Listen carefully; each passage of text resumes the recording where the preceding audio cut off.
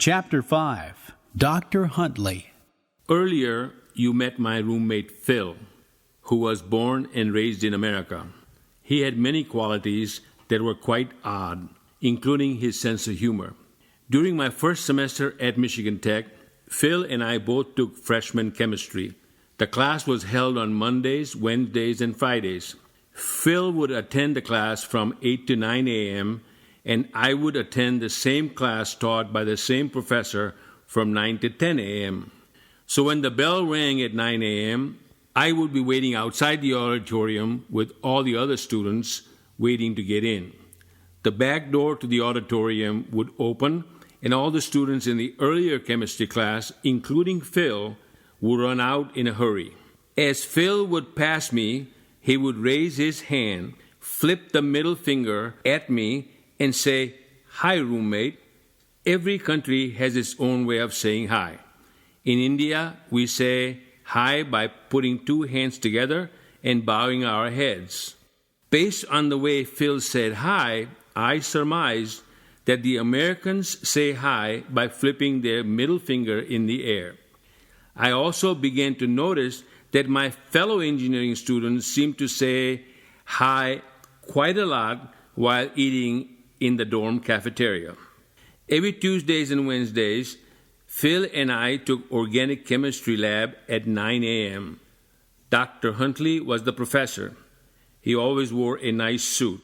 Across campus, Dr. Huntley was less than affectionately known as Professor Pomposity. He was a stern-looking, humorless man. From the perspective of a young Indian student stuck somewhere in mid-puberty, this guy was one scary sahib. Dr. Huntley's lab room was like a theater. It had a pitched floor where students in the back sat higher than the students seated in the front. The room had only one entrance that was located at the front of the room. When you entered the room, you had to walk up the stairs to find your seat. This setup made it much more noticeable if you arrived late. At the beginning of each class, Dr. Huntley would wait exactly 4 minutes for all students to arrive and take their seats. Then he would close the door and begin class. If you were late to his class and arrived after he shut the door, he would stop teaching and would silently watch you walk up the steps to your seat. The class came to a standstill until you took your walk up the steps and sat down.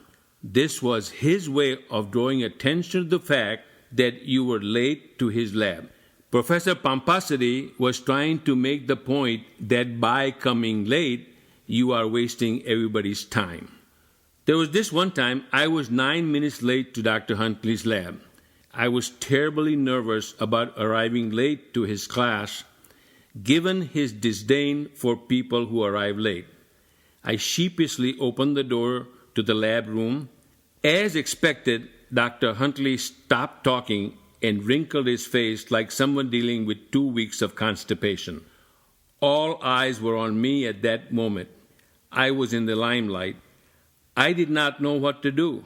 My bladder felt like it was one moment away from fully releasing itself. So I decided I would try to pacify Professor Pomposity by simply saying hi.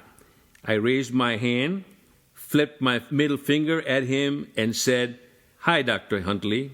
Then I walked all the way up to the highest step and sat down in my seat. Everyone's jaw dropped. The silence in the room was such that you could have heard a church fart from a mile away. I noticed that my roommate was rolling on the floor behind the seats laughing. Later, word got out about what I had done. As a result, I became a famous man on the campus. Total strangers were applauding me as their new hero. I notoriously became the camel jockey who flipped Dr. Huntley off. "Bravo," they said. After my roommate explained the errors of my ways, you should have seen me trying to apologize. "Well, Dr. Huntley, I did not know flipping a finger has something to do with intercourse in America. If I knew that, I would not have asked you to do that because I know you are a good person and it was in the morning, but I am really sorry. Aha, so what have we learned? 1. My integration into American society and adjustment to its customs has resulted in many embarrassing situations. Instead of sulking in shame, I have simply learned to laugh it off. 2. When you point a finger at someone, 3 other fingers are pointed at you. 3. You have to admit this story was funny.